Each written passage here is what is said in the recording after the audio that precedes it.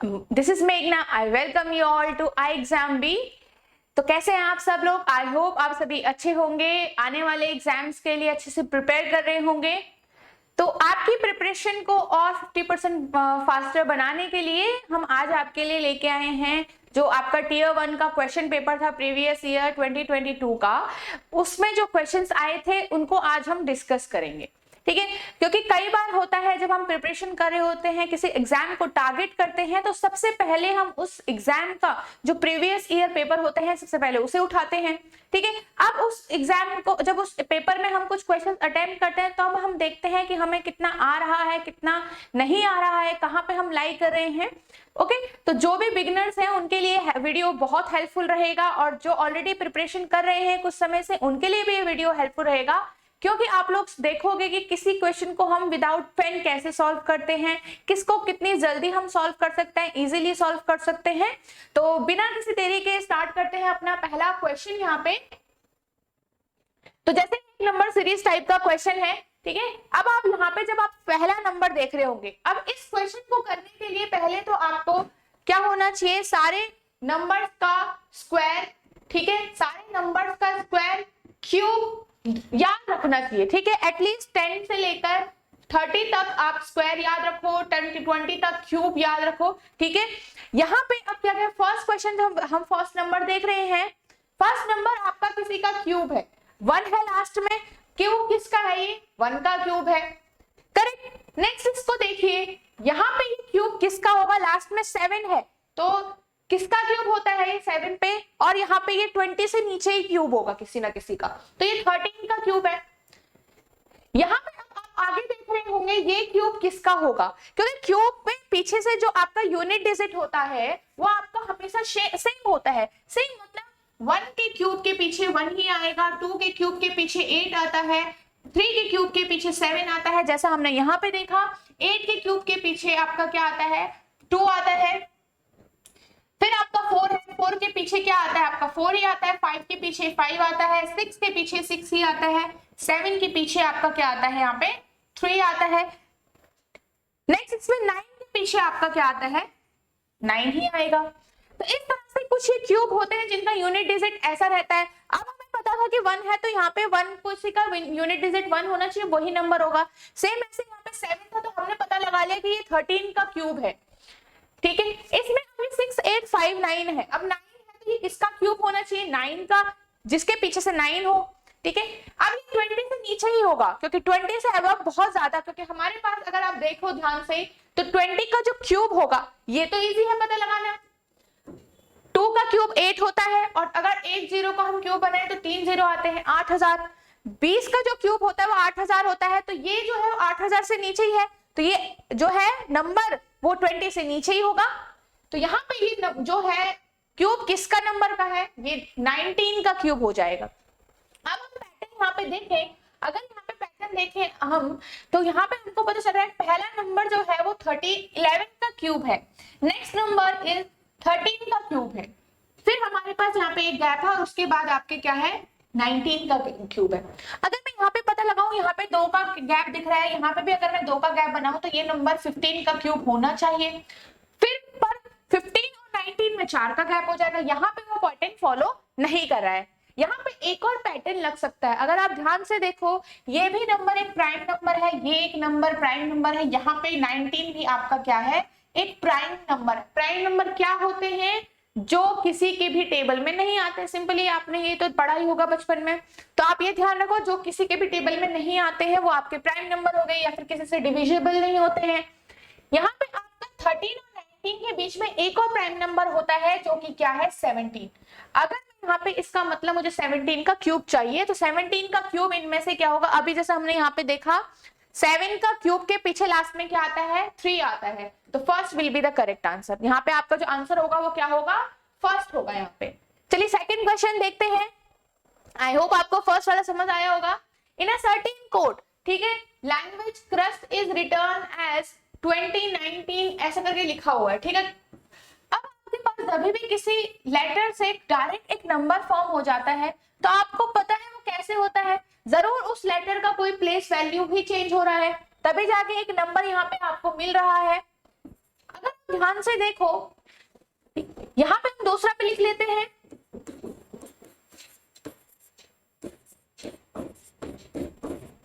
अगर हम ध्यान से देखें यहाँ पे तो आपको दिख रहा होगा। अब आपको कोडिंग डिकोडिंग का ये क्वेश्चन है। कोडिंग डिकोडिंग के लिए आपको हर लेटर का एक प्लेस वैल्यू यहाँ पे याद होना चाहिए। ए बी सी डी से लेकर जेड तक आपको प्लेस वैल्यू होनी चाहिए। जैसे 1 आता है, फिर 2 आता है, 3 पे आता है, डी जो है वो 4 पे आता है। इसी तरीके से टी का जो नंबर होता है वो कितना होता है, यहाँ पे 20 होता है। ठीक है, अब आप देखोगे टी का 20 होता है वो फर्स्ट नंबर पे आ रखा है। ऐसे ही सी का 3 होता है, वो कहाँ आ रखा है, एंड पे आ रखा है। यहाँ पे से देखो एस का कितना होता है, 19 होता है, आर का 18 होता है। तो अब समझ रहे हो आप कैसे हो रहा है, ये रिवर्स डायरेक्शन में हो रहा है। किसी एक इसका जो कोड था वो यहाँ आया है, फिर आर का जो कोड है वो यहाँ आया है, फिर यू का कोड है वो जो यहाँ आएगा, फिर एस का यहाँ, और लास्ट वाले का सबसे पहले। तो ये रिवर्स डायरेक्शन में कोडिंग हुई है। सेम अगर इसमें भी देखें हम तो बी आया है, फिर एल का 12 होता है, ए का 1 होता है, एम का 13 होता है, ई का 5 होता है। तो सबसे लास्ट वाला जो है वो पहले आ गया। ऐसे ही अगर हम यहाँ पे अब बनाए, किसमें किसमें करना है हमको, प्लास्टिक में हमको कोड करना है। ठीक है, प्लास्टिक का कोड करना है। प्लास्टिक का कोड कैसे बनाएंगे, यहाँ पे प्लास्टिक लिखेंगे। अब आपको पता है लास्ट में सी है, तो यहाँ पे जो सी का कोड बनेगा वो आगे चला जाएगा। तो यहाँ से कहां से शुरू होना चाहिए, 3 से शुरू होना चाहिए। ठीक है, 3 से शुरू होना चाहिए। अब आपको एक ही नंबर दिख रहा है जो 3 से शुरू है यहाँ पे, तो यहाँ पे आंसर क्या होगा, 4th होगा। सिंपली आपने यहाँ पे पता लगा लिया, 4th आंसर होगा। बाकी हमको चेक करने की जरूरत ही नहीं पड़ी। अगर हम दोबारा चेक करें तो पी का कितना होता है, प्लेस वैल्यू 16 होता है। तो यहाँ पे आपको लास्ट में 16 दिखना चाहिए, जो दिख रहा है। तो 4th आंसर है हमारा, वो करेक्ट है। नेक्स्ट चेक करते हैं इसमें, 3 of the following 4 letter clusters are alike in a certain way, pick the odd one out। यहाँ पे आपको क्या करना है, इन चारों में से कोई 3 ऐसे होंगे जो सेम पैटर्न फॉलो कर रहे होंगे। आपको पता लगाना है कि कौन सा ऐसा वर्ड है जो सेम पैटर्न फॉलो नहीं कर रहा है। ठीक है, यहाँ पे जब आपने पता लगाया एफ का, यहाँ पे भी आपको नंबर सबके याद रखने चाहिए। ठीक है, जेड एक्स बी जे आई जी, और यहाँ पे आपने एल जे और एच लिख लिया। अब अगर मैं इनके नंबर्स यहाँ पे लिखूं तो यहाँ पे एफ का नंबर 6 होता है, 4 होता है, यहाँ पे 2 होता है। पैटर्न समझ आ रहा है, 2 4 6, 2 का गैप है। अगर यही चीज यहाँ पे भी फॉलो कर रही है तो सेम ही होगा। 22 24 26, 2 का गैप है। 22 24 26 सेम पैटर्न है। अब इसका मतलब अगर तीसरे में इनसे डिफरेंट होगा तो वो क्या होगा, हमारा आंसर होना चाहिए। G is 7, ये 9 है, और ये क्या हो गया आपका 10 हो गया। ठीक है, आपको जैसे कि J का जो प्लेस वैल्यू कितना होता है, 10 होता है। तो यहाँ पे ये आपका जो है इन सबसे क्या है, डिफरेंट है। तो यहाँ पे आंसर क्या होगा, ऑप्शन 3 जो है करेक्ट आंसर होगा। नेक्स्ट इसमें देखते हैं, select the set in which the numbers are related in the same way as are the numbers of the given set। मतलब अब इनमें से एक सेट पता लगाना है जिसमें ये सेम पैटर्न क्या है, फॉलो कर रहा होगा। अब आपको देखना है सेम पैटर्न कहां पे फॉलो करेगा, without breaking down the numbers into constituent digit. मतलब एक नंबर है उसके अलग अलग डिजिट को तोड़ के आपको पैटर्न नहीं दिखाना है। यहाँ पे एक पूरे नंबर पे यहाँ पे अगर कोई फॉलो हो रहा होगा पैटर्न, वही चीज फॉलो होगी। देख अगर ध्यान से देखो पहले वाले सेट को, तो 9 81 और 729, ये 9 की पावर 1 है, ये 9 की पावर 2 है, और ये 9 की पावर 3 है। 9 का क्यूब होता है 729, आप सबको याद ही होगा। 81 जो है वो 9 का स्क्वायर होता है। वैसे ही सेम उसमें देखिए 14 196 2744, 14 का स्क्वायर होता है 196, और ये आपका 14 का क्यूब होता है। तो यहाँ पे आपको क्या समझ आया, सेकंड नंबर जो होगा वो पहले नंबर का स्क्वायर, और लास्ट नंबर जो होगा वो क्यूब होगा। यहाँ पे ध्यान से देखो 11 12 212, 11 का स्क्वायर 121 होता है, तो पहला जो है वो कैंसिल हो गया। सेकंड चेक करेंगे 17 289, 17 का स्क्वायर होता है 289, ये ठीक है। तीसरा चेक करते हैं 4913, 17 का क्यूब कितना होता है आपके पास, 4 9 1 और 3 होता है। तो आपका करेक्ट आंसर क्या होगा, यहाँ पे सेकंड जो आपका होगा वो आपका करेक्ट होगा। नेक्स्ट में देखते हैं, सेम ऐसे ही क्वेश्चन है, इसमें भी चेक करना है कि आपका पैटर्न क्या फॉलो हो रहा है। इस बार शायद क्यूब और स्क्वायर ना हो। तो 23, 14 और 9 है। अब इसमें क्या लग रहा होगा, अगर आप ध्यान से देखो, यहाँ पे 37, 19 और 18, यहाँ पे एडिशन तो नहीं है, मतलब यहाँ पे इन दोनों में से क्यूब तो नहीं आ रहा होगा। अगर आप ध्यान से देखो, इसका और इसको अगर मैं ऐड करूं तो मेरे पास कहीं ना कहीं 23 निकल कर आता है। 14 और 9 आपका कितना हो जाएगा यहाँ पे 23। सेम ऐसे ही अगर मैं 19 और 18 को ऐड करूं तो मेरे पास आंसर कितना आएगा 37। तो इसका मतलब जो पहला नंबर होगा वो लास्ट के दो नंबर्स का एडिशन होगा, सम होगा। यहाँ पे चेक करेंगे तो क्या है 5 + 5, 5 + 25, 125 आ रहा है, तो हो ही नहीं सकता, साफ दिख रहा है। 100 + 5, 105 होना था, ये भी आपका गलत है। दूसरा चेक करो, 100 + 25 125 हो रहा है, तो आपका जो थर्ड आंसर है वो यहाँ पे क्या है, करेक्ट है। ठीक है, आगे देखते हैं इसमें क्वेश्चन। अब यहाँ पे आपका ये ब्लड रिलेशन का क्वेश्चन है। ब्लड रिलेशन भी कैसा, कोडेड वाला ब्लड रिलेशन वाला क्वेश्चन है। ठीक है, आपको क्या कहा है, जो प्लस वाला साइन है, ठीक है, प्लस वाला साइन का मीनिंग क्या है कि फादर है, ए जो है वो बी का फादर है। तो सिंपली आप लिख सकते हो यहाँ पे ए जो है प्लस वाला साइन आपको क्या दिखा रहा है, फादर वाला रिलेशन दिखा रहा है।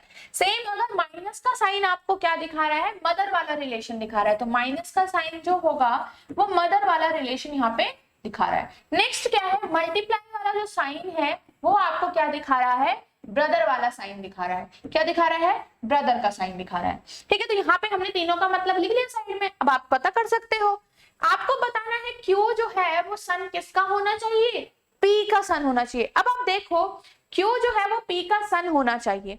सबसे पहले तो ऐसे रिलेशन में अगर क्यू सबसे लास्ट में होगा, अगर जो भी एलिमेंट सबसे लास्ट में होता है उसका जेंडर कभी डिफाइन नहीं होता है, क्योंकि आप लोगों को आपको पता होना चाहिए जब भी हम ब्लड रिलेशन का क्वेश्चन करते हैं तो हमें दो चीजें पता होनी चाहिए। एक तो जनरेशन गैप याद रखना चाहिए उस फैमिली ट्री में, ठीक है, और एक आपको क्या पता होना चाहिए, क्या डिफाइन, जो आपका जेंडर डिफाइंड, मतलब जेंडर आपको पता होना चाहिए किसी भी पर्सन का। ठीक है, यहाँ पे अगर एलिमेंट जो क्यू है वो एंड पे होगा तो उसका तो जेंडर हमको पता ही नहीं होगा।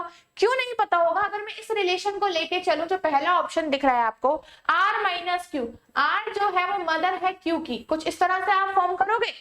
अब इसके अलावा P आगे से आ जाएगा, P जो है वो R से रिलेटेड हो जाएगा। Q का तो यहाँ पे आपको जेंडर ही समझ नहीं आएगा, है ना, तो पहला आपका जो ऑप्शन है यहीं पे कैंसिल आउट हो गया। तो यहाँ पे ये चीज आपको ध्यान रखनी है, जो भी लास्ट वाला एलिमेंट होगा आपका वो कभी भी उसका जेंडर डिफाइन नहीं होगा ऐसे वाले क्वेश्चन में। तो यहाँ पे पहला तो यहीं से गलत हो जाएगा। दूसरा चेक करेंगे, हमको दूसरी बात क्या ध्यान रखनी है, P जो है वो सन है, तो P को एक मेल होना पड़ेगा। तो जो भी साइन मेल के हैं वही यहाँ पे होने चाहिए। फीमेल वाला जो भी अगर साइन है, जहां पे अगर Q के बाद माइनस लिखा हुआ है, Q के बाद अगर माइनस लिखा होगा तो Q तो एक फीमेल बन जाएगी। ठीक है, अब हमें यहाँ पे रिलेशन नहीं देखना, अभी सिर्फ ये देखिए Q एक मेल बन रही है कि फीमेल बन रही है।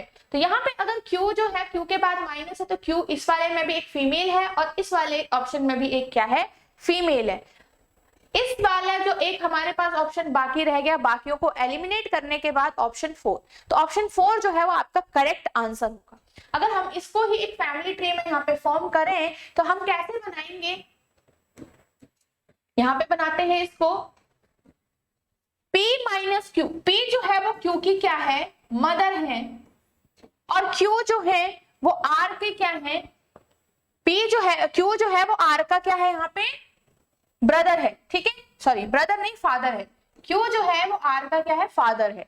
अब देखो यहाँ पे Q अब R से जैसे भी रिलेट हो, पर हमें Q का P से बताना है, और यहाँ पे आपको इस से दिख रहा है Q जो है वो सन है किसका, P का, तो ऑप्शन 4 यहाँ पे सही आंसर होगा।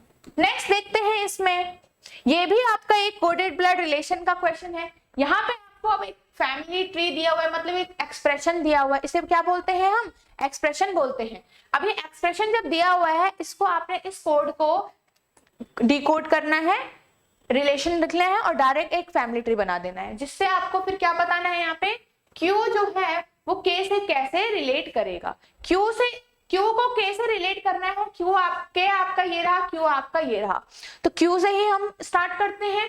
Q हैशटैग सिस्टर लिखा है, तो हैशटैग का मीनिंग आपका यहाँ पे क्या है, सिस्टर है। वही आपका एट द रेट का मीनिंग आपका क्या है, सन है। नेक्स्ट एंड का मीनिंग क्या है, फादर है। और आपने क्या लिखा, परसेंटेज का मीनिंग आपका क्या है, मदर है। ये आपने देखे। अब आप देखोगे क्यू हैज जो आपका सिस्टर है, क्यू जो है वो टी की क्या हो गई, सिस्टर हो गई। टी एंड वाई, टी जो है फादर है किसका, वाई का।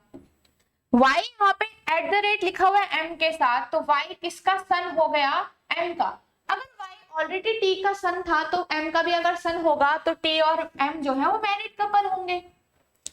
ठीक है, परसेंटेज यहाँ पे क्या दिख रहा है, एम जो है वो मदर है किसकी, के की। ऐसा बनाएंगे, अगर एम जो है वो के की मदर है तो वाई की के जो के होगा वो वाई का सिबलिंग होना चाहिए, क्योंकि सेम पेरेंट्स हैं इन दोनों के। यहाँ पे आपका फैमिली ट्री कंप्लीट हो चुका है। मेरे को बताना है क्यू जो है वो के से कैसे रिलेट करेगा।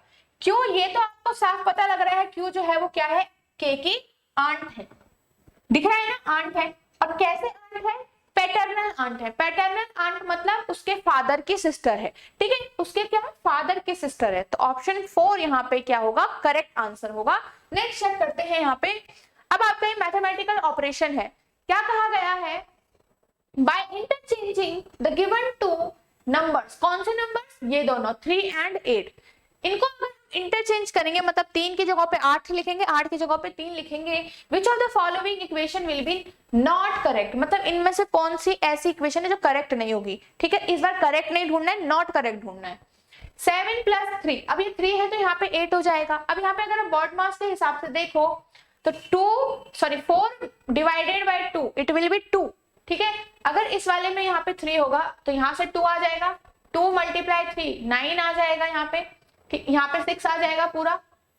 7 + 8 कितना हो जाएगा, 17 - 6 आपका यहाँ पे कितना हो जाएगा, 17 - 6 आपका कितना हो जाएगा यहाँ पे 11, आपका यहाँ पे 9 आ रहा है। ठीक है, एक बार और देख लेते हैं। 7 + 8, हमारा 7 + 8 है यहाँ पे, -4 डिवाइडेड बाय 2 कितना आएगा, यहाँ पे 2 ही आएगा, मल्टीप्लाई बाय 3 = 9। ठीक है, 2 × 3 6 - 8 7 प्लस, ये आपका सॉरी ये कितना होता है, 15 होता है। 15 - 6 = 9। ठीक है, तो आपका यहाँ पे जो है वो 9 आ रहा है, तो आप जो आपका आंसर है वो सही है, तो ये वाला तो करेक्ट है। नेक्स्ट चेक करते हैं। 6 divided by 2 it will be 3, 3 × 3 9 + 8 - 1 कितना आता है, 17 - 1 कितना आना चाहिए, 16 आना चाहिए। करेक्ट, तो यहाँ पे आपका आंसर कितना आना चाहिए था, 16 आना चाहिए था, जो कि गलत है। तो ऑप्शन 2 जो है वो हमारा सही आंसर है। क्यों सही है ये, क्योंकि ये जो है वो लॉजिक फॉलो नहीं कर रहा है। अगर हम दोनों ही नंबर को चेंज कर देंगे तो ये आंसर नहीं आने वाला है, बाकियों में आंसर आएगा। अब यहाँ पे क्या लिखा हुआ है, select the option that is related to the third word, मतलब इसमें एक ऑप्शन चूज करना है जो यहाँ पे थर्ड वर्ड से रिलेट हो। क्यों, क्योंकि ये जो सेकंड लेटर है, सेकंड वर्ड है, वो पहले वर्ड से किसी ना किसी तरीके से रिलेट करेगा। वैसे ही हमको एक चौथा लेटर यहाँ पे ढूंढना है जो इस तीसरे लेटर से यहाँ पे रिलेट करना चाहिए। अर्थ के बारे में अगर प्लैनेट लिखा है तो हमको समझ जाना चाहिए कि इसमें क्या लिखा है कि अर्थ एक प्लैनेट है। वैसे ही मून के बारे में यहाँ पे क्या लिखा होना चाहिए, सैटेलाइट, क्योंकि मून एक सैटेलाइट है। जिस तरह से अर्थ एक प्लैनेट है उस तरह से मून एक सैटेलाइट है, तो आंसर क्या होगा आपका, सैटेलाइट होगा। इजी था। नेक्स्ट देखते हैं। अब आपका एक सिलॉक्स का क्वेश्चन आ गया, सिलॉजिज्म का क्वेश्चन है। तो some dogs are animal, some dogs are animal, अगर मैं इसको वेन डायग्राम यहाँ पे फॉर्म करूं, कुछ डॉग क्या है आपके, एनिमल है, कुछ एनिमल क्या है, पेट है। इस तरह से आप फॉर्म करोगे। All and pets are white, तो सारे के सारे पेट आपके क्या है, व्हाइट है। तो ये जो है वो आपका क्या है, अभी यहाँ पे वेन डायग्राम बना है, तो यहाँ पे आप देख सकते हो।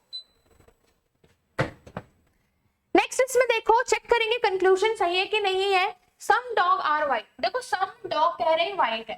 अब डॉग और व्हाइट के बीच में हमको कोई डायरेक्ट रिलेशन नहीं दिख रहा है। क्यों, क्योंकि इनका जो वेन डायग्राम है उसके हिसाब से देखें तो इन दोनों का वेन डायग्राम एक दूसरे से कवर भी नहीं कर रहा है, तो रिलेशन डायरेक्ट नहीं है। तो तभी किसी का भी रिलेशन डायरेक्ट नहीं दिख रहा होता है तो हम उसको डेफिनेट आंसर नहीं कर सकते। यहाँ पे हमको डेफिनेटली 100% बताना था कि आपका जो ये कंक्लूजन है वो गलत है या सही है। अब हमें तो नहीं समझ आ रहा कि ये क्या है, तो हम गलत कर देंगे। क्यों? क्योंकि यहाँ पे डॉग और व्हाइट के बीच का रिलेशन नहीं डिफाइन है, ठीक है। तो यहाँ पे कंक्लूजन क्या हो जाएगा? गलत हो जाएगा। Some animal are white. अब यहाँ पे आपको दिख रहा है एनिमल के बीच में और पेट के बीच में एक कॉमन पार्ट है। अगर पेट के बीच में कॉमन है तो वो चीज व्हाइट में भी कंबाइन हो जाएगी, क्योंकि व्हाइट के अंदर ही आपका पी है, पेट है, ठीक है। तो व्हाइट और ए में आपको कॉमन एक पार्ट दिख रहा है, इसका मतलब सम एनिमल आर व्हाइट, ये सही कहा गया है। Same some animal are dog, कुछ एनिमल जो है वो डॉग है, यही हमको इसमें दिखाया गया है कि कुछ एनिमल क्या है, इसमें डॉग है। तो थर्ड ऑप्शन भी जो है आपका करेक्ट हो जाएगा। कंक्लूजन ऑप्शन कौन सा चूज करेंगे जिसमें सेकंड और थर्ड कंक्लूजन सही होने चाहिए? ओनली कंक्लूजन सेकंड और थर्ड फॉलोज। तो यहाँ पे आंसर क्या आ रहा है आपका? थर्ड ऑप्शन आ रहा है। नेक्स्ट इसमें चेक करते हैं, by interchanging the given two signs. अब आपको पहले वाले में, हमने इससे पहले वाले में क्या किया था? नंबर्स एक्सचेंज किए थे, करेक्ट। इसमें पहले वाले में क्या किया था? नंबर्स चेंज किए थे। अभी यहाँ पे आपको क्या करना है? साइन को चेंज कर देना है, इंटरचेंज कर देना है। फिर आपका जो क्या है, अब इक्वेशन बतानी है कौन सा आंसर जो है वो करेक्ट है। अब आपको ध्यान देना है कि कौन सा इसमें से करेक्ट है। फर्स्ट चेक करते हैं, अब प्लस की जगह पे डिवाइड लगाना है। अब 8 डिवाइड 4 बन जाएगा, तो यहाँ पे आंसर कितना आना चाहिए? 4 आना चाहिए। नेक्स्ट यहाँ पे देखेंगे मल्टीप्लाई का तो सही है, तो 4 मल्टीप्लाई 5, तो यहाँ पे 5 ऐसे ही रहने देंगे, ठीक है। डिवाइड की जगह पे यहाँ पे क्या होगा? प्लस हो जाएगा, तो 4 मल्टीप्लाई 5 आपका प्लस 2 माइनस 6 इस तरह से बनेगा। तो 4 5 यहाँ पे 20 प्लस 2 माइनस 6 कितना आ रहा है? 7। तो आप अगर देखोगे 22 माइनस 6 कहीं से भी आपका 7 नहीं आएगा, तो ये तो आपका रॉन्ग हो जाएगा। नेक्स्ट चेक करते हैं, 16 डिवाइडेड बाय 8, ये क्या होगा? इसकी जगह पे डिवाइड होगा, तो 16 डिवाइड करेंगे 8 से, तो आंसर कितना आएगा? 2। 2 मल्टीप्लाई 2 आपका कितना हो जाएगा? अगर मैं इसको दोबारा फॉर्म करूं, ऐसा कुछ लिखना चाहिए, ये 2 मल्टीप्लाई 2 कितना हो गया? 4। 4 प्लस 6 कितना हो गया यहाँ पे? 8, सॉरी 4 प्लस 6 यहाँ पे कितना हो जाएगा? 10, ठीक है। 10 माइनस 4 कितना आ जाएगा? आपके आंसर आना चाहिए था 6। 10 माइनस 4 होगा ना, तो आंसर कितना आना चाहिए? 6। तो यहाँ पे क्या है? 8 लिखा हुआ है, गलत है। नेक्स्ट चेक करो, 8 डिवाइडेड बाय 2, तो 9 आएगा यहाँ पे। 8 डिवाइडेड बाय 2 कितना आएगा? यहाँ पे 9 आना चाहिए। 9 मल्टीप्लाई 6 है, क्या है? 9 मल्टीप्लाई 6, तो कितना आएगा? 54। 54 प्लस डिवाइड की जगह पे यहाँ पे प्लस होगा, 54 प्लस 3 कितना आ जाएगा? 7। 54 प्लस 3 57। 57 में एंड में आपको क्या माइनस करना है? यहाँ पे 7 माइनस करना है, तो आंसर कितना आ जाएगा? 50। तो 50 जो है आपका करेक्ट आंसर होगा। तो 50 इज मतलब आपका जो थर्ड ऑप्शन है यहाँ पे करेक्ट है, ठीक है। हमको कुछ नहीं करना था, बॉड मास लगाना है और उसके बाद आपको जो साइन है वो इंटरचेंज करने हैं। जब आप इंटरचेंज करोगे उसी हिसाब से आपका बॉड मास भी लगेगा। नेक्स्ट इसमें देखते हैं ए बी सी डी। अच्छा, इसमें आप यहाँ पे जो पैटर्न फॉलो कर रहा होगा ऐसा कुछ है, यहाँ पे आपका क्वेश्चन मार्क लिखा गया है, तो बीच में एक चीज आपको यहाँ पे पैटर्न सेम आना चाहिए। अगर आप ध्यान दो, सबके पीछे से डी डी डी कॉमन है, ऑप्शन में भी आपको सबके पीछे से डी दिख रहा है, ठीक है। अगर मैं देखूं A B C D, B D F और डी, यहाँ पे सी एफ आई और डी, अगर मैं इनमें कोई पैटर्न देखूं तो कैसे पता लगा सकती हूँ? डायरेक्ट इनका एक बार प्लेस वैल्यू अगर मैं लिखूं तो ये ऐसे आ रहा है। दूसरा वाला क्या आ रहा है? 2 4 और 6 प्लस 4 3 6 और यहाँ पे 9 और 4। अगर ध्यान से देखो इन नंबर्स को, अब आपको दिख रहा होगा इसका सम करके मेरे पास 3 आ रहा है, जो तीसरा नंबर है मेरा, ठीक है। नेक्स्ट देख लेते हैं, इसका और इसका सम करके मेरे पास क्या आ रहा है? 6 आ रहा है, जो कि आपका तीसरा नंबर है। दोनों में सेम चल रहा है।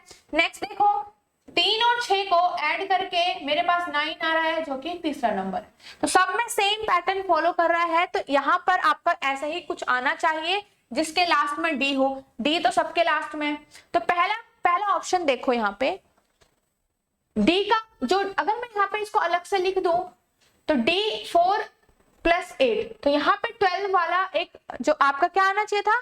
अल्फाबेट जो होना चाहिए था वो एल आना चाहिए था, बट यहाँ पे ई है। नेक्स्ट चेक करो, 4 + 8, यहाँ पे डी नहीं आ सकता, कोई बड़ा अल्फाबेट चाहिए आपको, है ना, आप देख रहे होंगे बड़ा अल्फाबेट चाहिए प्लस करने के लिए। डी प्लस एल मतलब 4 + 12 कितना होना चाहिए, 16 वाला एलिमेंट आना चाहिए, मतलब यहाँ पे पी आना चाहिए था, पर पी तो नहीं है, तो आंसर क्या है आपका, ऑप्शन 4 है। अगर हम इसको यहाँ पे करके देखें तो कैसे आएगा, THL और डी, करेक्ट। तो यहाँ पे अगर हम देखेंगे 4 + 8 कितना हो गया, 12, जो कि आपका तीसरा नंबर है, ठीक है, तीसरा एलिमेंट है। तो यहाँ पे जो ये पैटर्न है फॉलो करा था, तो ऑप्शन कौन सा है हमारा, 4th will be the correct answer here. Next देखेंगे इसमें, which of the following terms will replace the question mark in the given series, मतलब इसमें अब एक क्वेश्चन मार्क कौन सा, इसमें एक कोई वर्ड जो है वो हटा सकता है। तो देखते हैं इसमें फॉलो क्या हो रहा है, क्या पैटर्न फॉलो कर रहा है। अब यहाँ पे देखो सबके पीछे से x दिया गया है, तो इसका मतलब सबके पीछे x होना चाहिए, करेक्ट। सबके पीछे x है, जैसे हमने पहले वाले एग्जांपल में भी, पहले वाले क्वेश्चन में भी देखा, तो आपके पास ऑप्शन बच गया 4 और सेकंड वाला सिर्फ। अब इन दोनों में से एक आंसर होना चाहिए। अब अगर मैं देखूं FOX करके, तो यहाँ पे F का नंबर 6 होता है, O का 10 होता है, ठीक है। दूसरे वाले में चेक करूं, J का 10 होता है और S का कितना होता है, यहाँ पे 19 होता है, ठीक है। और यहाँ पे X का कितना है, 24, यहाँ पे भी कितना आ जाएगा, 24। नेक्स्ट इसमें LUX का अगर हम करें तो इसका 12 होता है, इसका 21 होता है और इसका फिर से 24 होता है। अब इनमें क्या कॉमन है, क्या हमको दिख रहा है, अगर मैं ध्यान से देखूं यहाँ पे दोनों के आगे से भी क्या है, सेम है, दोनों ही ऑप्शन में जो आगे का लेटर है वो भी सेम है, इसका मतलब Q और E में जो है वो हमको पता लगाना है। अब यहाँ पे देखो Q और E में जो पता हम कैसे करेंगे, 10 है, यहाँ पे एक लेटर जो है वो बड़ा ही है ना, लेटर जो है वो आपके पास क्या होना चाहिए, बड़ा ही आना चाहिए। तो यहाँ पे जो है वो H जो है वो 8 होता है और E जो है वो 5 है, तो यहाँ पे ये वाला तो लॉजिक नहीं लगेगा हमारा, तो यहाँ पे आपका आंसर क्या हो जाएगा, सेकंड वाला। तो second is the correct answer, ठीक है। यहाँ पे ऐसा क्यों हो रहा है, अच्छा पहले वाले में इसमें क्या है, इसका सॉरी इसका 15 होता है, O का जो प्लेस वैल्यू होगा वो आपका 15 होगा, ठीक है। अब यहाँ पे आपने देखा लेटर जो है वो बड़ा ही है, पहले तो आपने डायरेक्टली देख लिया, कोई भी लॉजिक अगर लग रहा होगा तो सब में क्या हो रहा है, लेटर जो है वो बड़ा बन के आ रहा है, मतलब बिगर जो अल्फाबेट जो बाद में आता है वो वाला। यहाँ पे E जो है वो H के पहले आ रहा है, तो ये वाला वैसे ही फॉलो नहीं करेगा। अगर हम इसमें लॉजिक भी वापस चेक करें H, Q और X में, तो अगर आप देखो ये 8 होता है, ठीक है। अब इन तीनों में आपने एक चीज देखा होगा, पहले नंबर में मेरे को 9 ऐड करने पे दूसरा नंबर मिल रहा है, सेम ऐसे ही इसमें भी 9 ऐड करने पर, इसमें भी आपका 9 ऐड करने पर, सेम ऐसे ही यहाँ पे होगा, 9 ऐड करने पर यहाँ पे 17 आना चाहिए और Q की प्लेस वैल्यू क्या होती है, 17 ही होती है। तो आपका ऑप्शन 2 क्यों सही हुआ ये आपने देख लिया, ठीक है। नेक्स्ट यहाँ पे देखते हैं क्वेश्चन, वापस ये आपका एक सिलॉक्स का क्वेश्चन है, सिलॉजिज्म का। अभी हमारे पास 2 स्टेटमेंट है, चेक करते हैं। ऑल J आर B, सारे के सारे J क्या है, B है। सम D आर B, कुछ D जो है वो B है। अब यहाँ पे कंक्लूजन क्या है, सम D आर नॉट J, सम जो D और J में पहले तो मुझे कोई भी रिलेशन डायरेक्ट नहीं दिख रहा, क्यों, क्योंकि अब जिनके बीच में मुझे डायरेक्ट रिलेशन नहीं दिख रहा है उनके बीच में मैं कभी भी कुछ डेफिनेट नहीं बोल सकती, मतलब पक्का पक्का श्योर नहीं हूं मैं। तो जिनके लिए हम पक्के श्योर नहीं होते, 100% श्योर नहीं होते, वो हमारा कंक्लूजन कभी भी राइट नहीं होता है। सम B आर नॉट J, कुछ B जो है वो J नहीं है, ये भी बिल्कुल गलत कहा गया है, क्यों, क्योंकि हमको पता है कुछ B जो है वो J है ऑलरेडी। अब बाकी B के पार्ट के बारे में हमें नहीं पता, तो यहाँ पे ये वाला कंक्लूजन भी क्या हो गया, रॉन्ग हो जाएगा। दोनों ही कंक्लूजन रॉन्ग हो जाएंगे, तो आपका जो ऑप्शन है वो सेकंड वाला ऑप्शन यहाँ पे करेक्ट है, नीदर कंक्लूजन फॉलोस, ठीक है, कोई भी इनमें से फॉलो नहीं कर रहा है। नेक्स्ट इसमें अगर देखें, ये आपका फिर से कोडिंग और डिकोडिंग का क्वेश्चन है। आपको मैंने जैसे बताया, आपको हर लेटर का एक प्लेस वैल्यू याद होना चाहिए। अभी आपने देखा होगा हमारे कितने क्वेश्चन इसी तरीके से सॉल्व हो रहे हैं। यहाँ पे हिपोक्रेसी करके लिखा हुआ है, इसका कुछ कोड बनाया हुआ है, हिपोक्रेसी, करेक्ट। यहाँ पे कोड है YPXOCIR,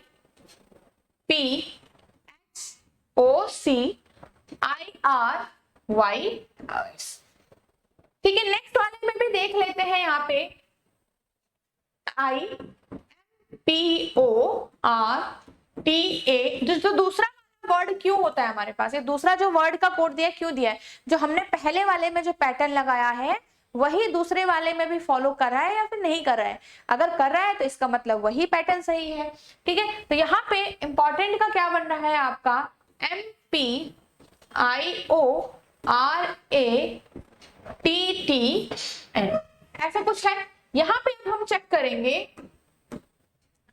अब ध्यान से देखो इसमें क्या लॉजिक लग रहा है। इधर आ गया, Y इधर आ गया, ठीक है। नेक्स्ट देखो, इधर आ गया, T इधर आ गया, दोनों में चीज फॉलो हो रही है, तो यही है, ठीक है। तो नेक्स्ट इसमें ही यहाँ पे आप देख लो, सब में आपके पीछे वाला लेटर तो सेम है, तो इतना ही पता लगा के काम नहीं बनने वाला, आगे भी पता देखते हैं। R इधर आ जाएगा, I इधर आ जाएगा, ऐसे ही इसमें भी होना चाहिए, A इधर आ गया, T इधर आ गया, दो दो लेटर जो है वो इंटरचेंज हो रहे हैं। सेम ऐसे ही इस वाले में जो बाद के दो हैं वो भी सेम है, सिर्फ एक में अलग है, तो अभी हमको कैंसिल आउट नहीं मिल रहा है, बाकी में सेम है, बस एक में अलग है, ठीक है। तो हमारे पास जो वर्ड है वो क्या है, INTEGRITY,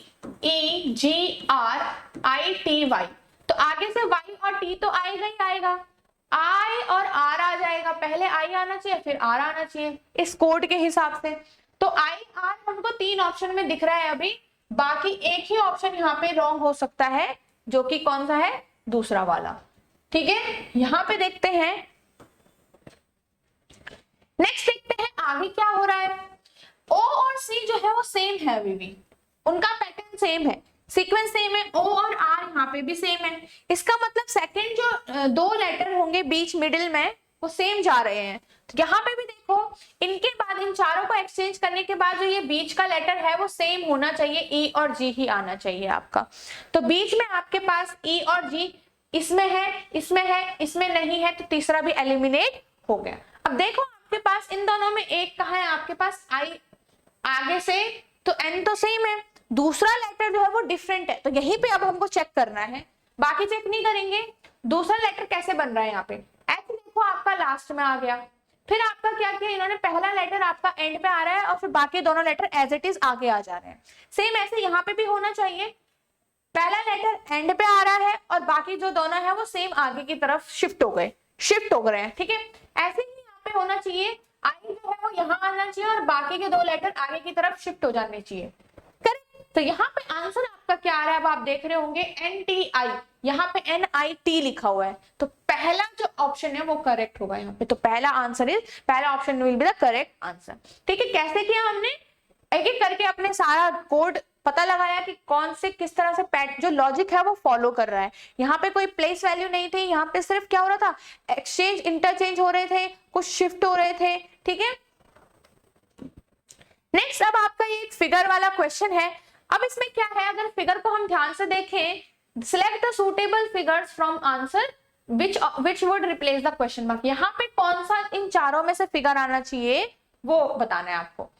यहाँ पे पहले आपको चारों आपके बॉक्स के आर पार जो है वो सर्कल है, फिर आपको दिख रहा होगा एक छोटा सा सर्कल यहाँ पे और है, यहाँ पे एक छोटा सा सर्कल आपको और दिख रहा है, सेम वही छोटा सर्कल अब इधर आ चुका है, रोटेशन हो रही है, ठीक है। अभी यहाँ पे क्या है, रोटेशन चल रही है, फिर वो छोटा सर्कल जो है वो इधर आ गया। अब आपको ये भी दिख रहा है कि हर बार जो बॉल है वो जो छोटे दूसरे वाले सर्कल है, ये बॉल मान लो इनको, ये बॉल्स क्या हो रहे हैं, कम हो जा रहे हैं, पहले 4 थे, फिर 3 थे, फिर 2 थे, इसका मतलब यहाँ पे 1 होना चाहिए, तो 1 तो सब में है ना।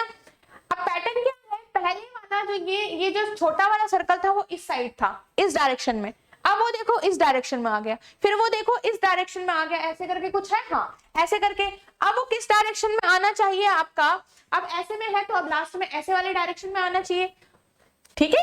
जैसे कि अभी मैंने जैसे आपको बताया, ये सर्कल पहले इधर था छोटा वाला, करेक्ट। अगर हम सिर्फ इसको देखें, फिर ये सर्कल कैसे आ गया, ऐसे ही आपका जो बॉक्स है वो ऐसे बना हुआ है, फिर ये सर्कल इधर आ गया, फिर आपका बॉक्स सेम बना हुआ था,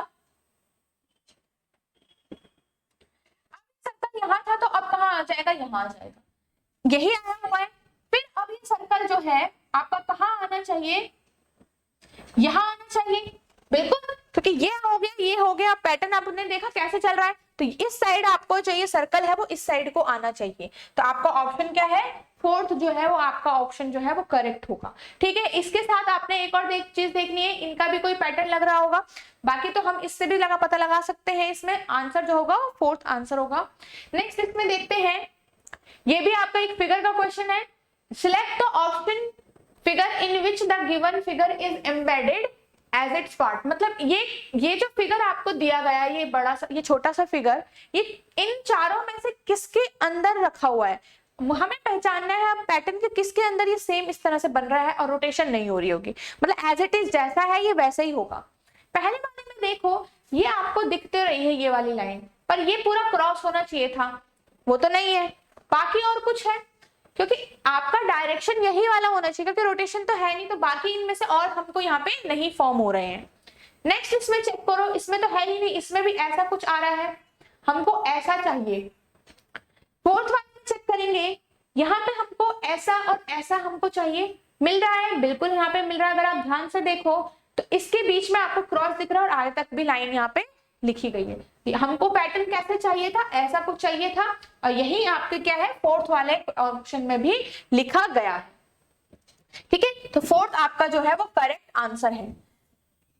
तो आपका जो ये क्वेश्चन था वो लास्ट क्वेश्चन था। आई होप आपको ये जो भी जितने भी हमने क्वेश्चन करे हैं वो हेल्पफुल रहे होंगे, आपको पता चला होगा कि हमको क्वेश्चन कैसे अटेम्प्ट करने हैं। आप इसमें इनके क्वेश्चन की आप दोबारा प्रैक्टिस कीजिए। ठीक है, यहाँ पे आज के लिए इतना ही, नेक्स्ट वीडियो में मिलते हैं कुछ और टॉपिक्स के साथ।